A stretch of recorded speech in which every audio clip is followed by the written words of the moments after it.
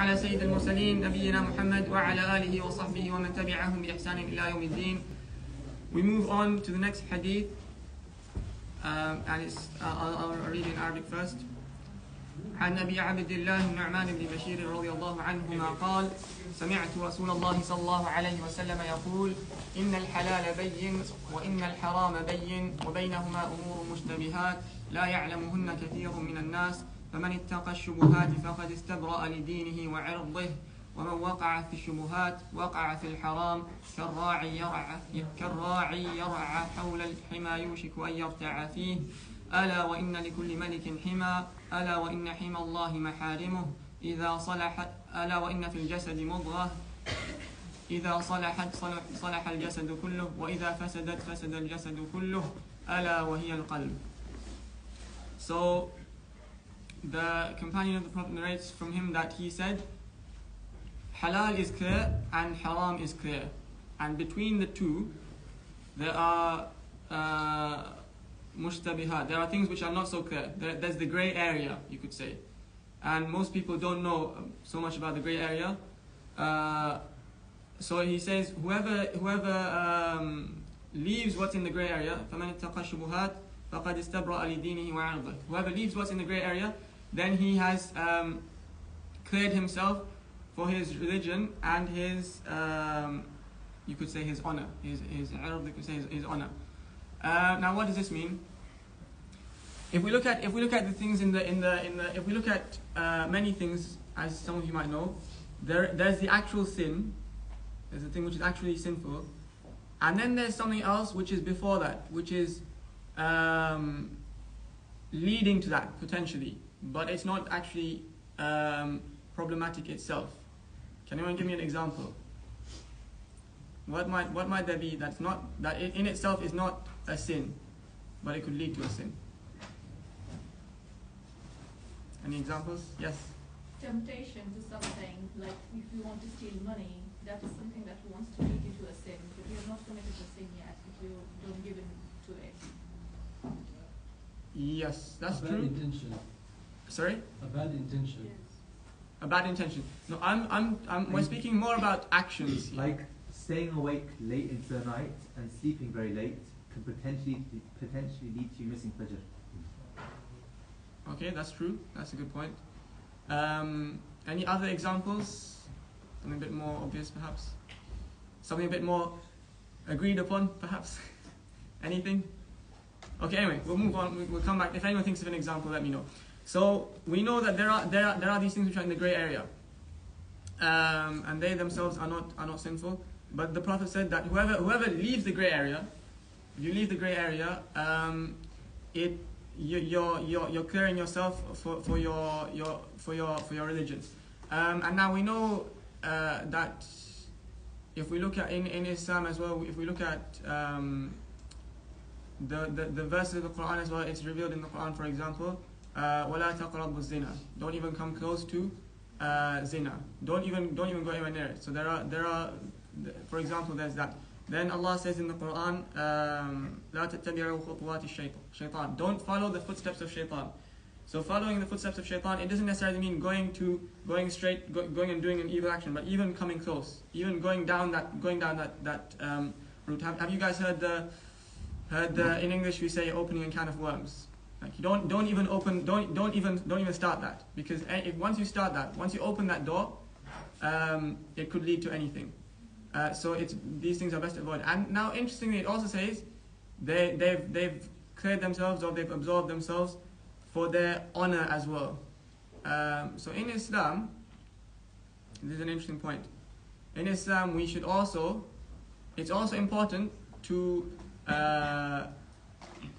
clear ourselves of being accused of anything, to make sure that no one will accuse us of stuff. And now this is an interesting one, because there are some people who, so you guys know, right? We're not supposed to show off. Everyone knows that? So in terms of doing good stuff, we're not supposed to show off. So there are some people who have a very twisted understanding of this, who've taken it to mean, who've also interpreted that on the flip side, we're supposed to make out to the people that we're actually very bad. So that people won't think we're good, and in fact they'll think we're bad. Now, is there any? So we're not supposed to show off. We're not supposed to show people all our good actions as best we can. We try and like if we do when we're doing good things, if we do them in private, it's actually better, more often, quite often, and we try not to show off. But does that mean that we go the other way, and we show people ourselves doing bad stuff, and we allow people to accuse us of things? What do you think? Because there is that line of thinking, it exists. What do we think? Anyone? But sometimes in our religion, show is allowed just for the sake of urge the people to do good things. But just like that, we are doing some community. Just like we are doing discussion, and this is the best of best majlis we can say in our religion. And sometimes we can do this just to urge, or just to surprise, or just to invite the other community to just have entered in the Islam, or show our good deeds that we can do, or we can discuss. Yeah, absolutely. You're 100% correct. There is also the virtue of encouraging other people. Yes. And in fact, actually, when it comes to showing off, this is interesting. We shouldn't actually go out of our way so much to hide our good actions from people. So, for example, if someone's doing an optional fast, so not during Ramadan, but someone's doing an optional fast, and then someone comes and asks you, "Oh, would you like some food?" And then, what do you need to say? You need to say, "I'm fasting, I can't eat." But then some people, they don't want to say that they're fasting, so they say that they're like I don't really like that.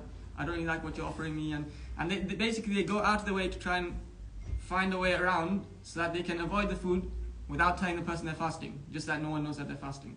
So actually, that's not what we're supposed to do. When it comes to showing off, we don't have to go so far to avoid other people knowing. Because the reality is, if that's your intention anyway, then you're not showing off, right? If you don't want people to know, then anyway you're not showing off, are you?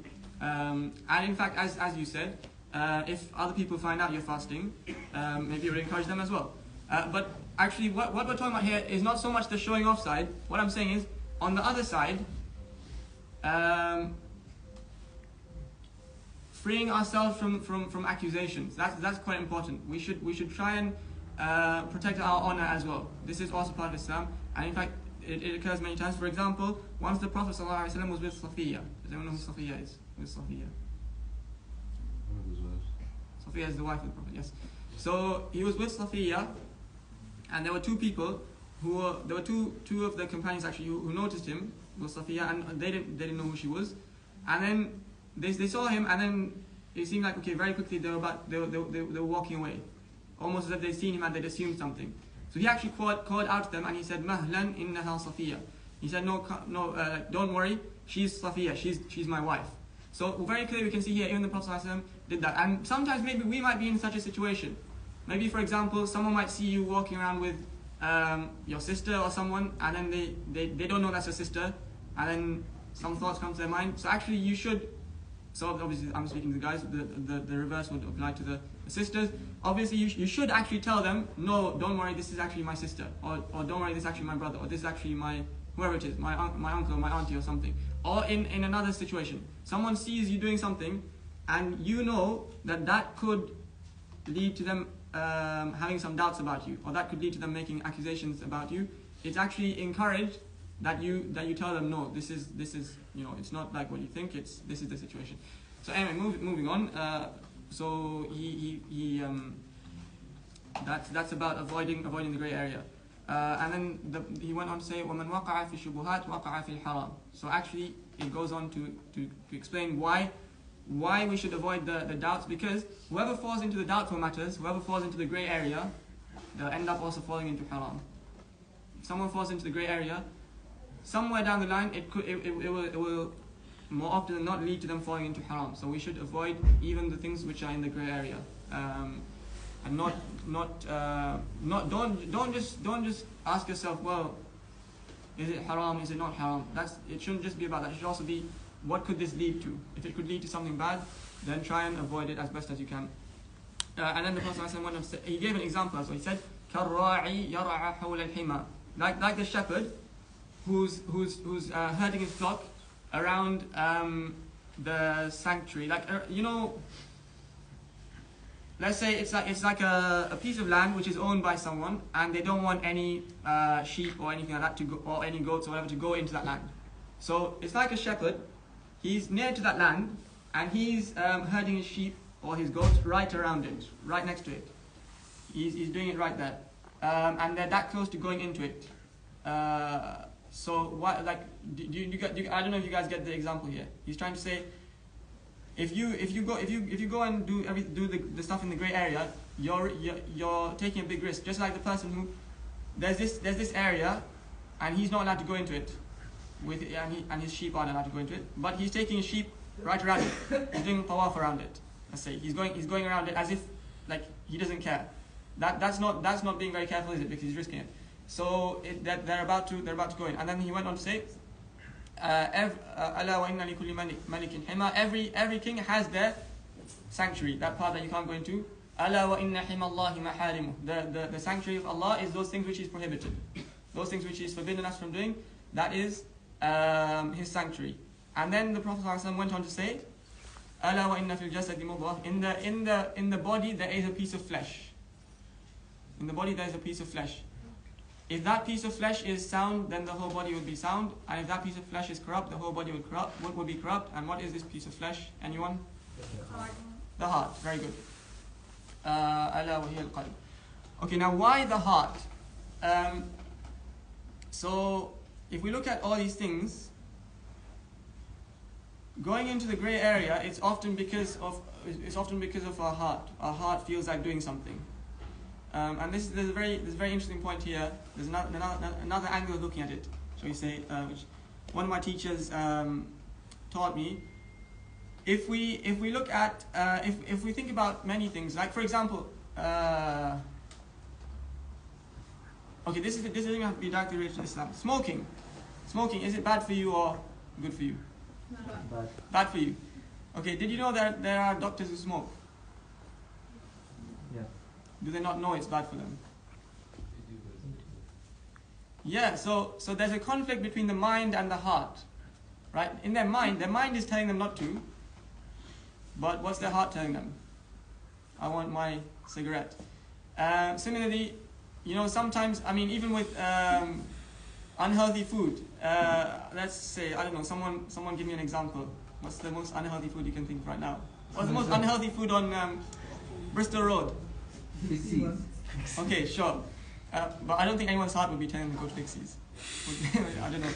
I had to add a thing. Sorry? Recently, in past few days, I have attended a seminar that was a key to happiness, and in which they stated, with the reference to Islam, I have this is my suggestion. I'm not imposing to anyone, and when I put on my intention on this point, that this is not the mind, this is the heart that leads that whenever we want to do anything, we said that these are the calculations of our mind that we can't do anything. No, this is the heart, because in Quran, whenever and wherever Allah has taught us, and He spoke to us just like that. He said that why their heart can't see this, why their heart couldn't believe this, their heart are blocked.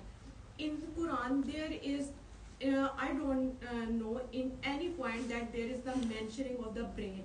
At every point, and whenever it's the point about the mu'min, this Allah has said that they bow down to their knees, and their heart melt down whenever they listen about their God.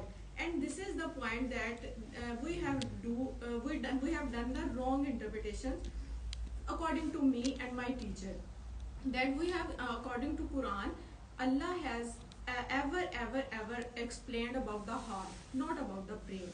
We have done the wrong interpretation. Just like that, we said that I don't like that thing, and this is my brain's interpretation. No, this is the heart, because Allah has created on His own nature, and His nature is just about the qalb salim. We can say that was just like. Yeah, absolutely. I totally agree with you. Yeah, very good. You mentioned a lot of verses there as well, which are very relevant. So I really appreciate that. Absolutely. That's exactly the point I was trying to make. That we our mind can know something. Our mind knows, okay, this is good for me, this is not good for me. But even when our mind knows something's not good for us, we still sometimes do it. Why? Because our heart wants to do it. So what's the relevance of mentioning that here? That if the heart is sound, the whole body will be sound. If the heart is corrupt, the whole body will be corrupt. Because there was just this mention here there of going into of avoiding the grey areas. Whoever falls into the grey areas, they'll fall into the haram. And we want to avoid even the grey area. So now, what needs to be sound for the person to avoid the grey area? Their heart. And really, that's short explanation of this hadith. Now, we seem to have, because we started quite late, I think we'll just leave it at one for today, unless anyone has any questions or comments or anything they want to add. Nothing? How does one make their heart clean? How does one make their heart clean? I think that requires like another halaqah in itself, isn't it? I think reading the Quran, understanding, trying to understand the Quran. Yeah. One thing is, yeah, read the verses of the Quran and try to understand them. Another thing is, maybe there is something I can say. One thing is, often we try to bring things in, but one thing the scholars mention is you need to empty it before you fill it. You need to empty it before you fill it. So we try to, so sometimes maybe we might come to the Quran and we try to read it, and when it's not making much sense to us, or it's not having an effect on us, or our prayer, we're praying and it's not having an effect on us. It could be because our heart is full of other stuff. So we need to empty our heart first of all the other stuff, every other, all the sins that we are committing. We need to try and avoid those. We need to empty our heart of all, hatred for other people, all bad feelings. Empty our mind of all bad thoughts, and then once you empty it, then you've got space to bring in the Quran and I mean, of course, you always want to bring in the Quran, but then it will actually have an effect on you as well.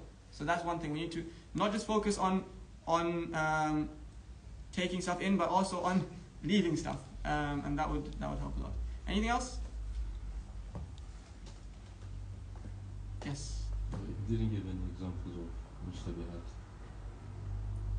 Oh, mushtabi. Did I not give examples of that?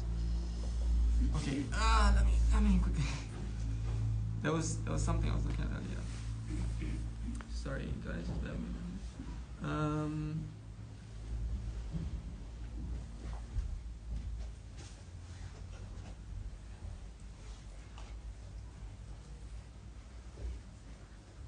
Okay, here we go. I'm thinking too much to be had. Okay.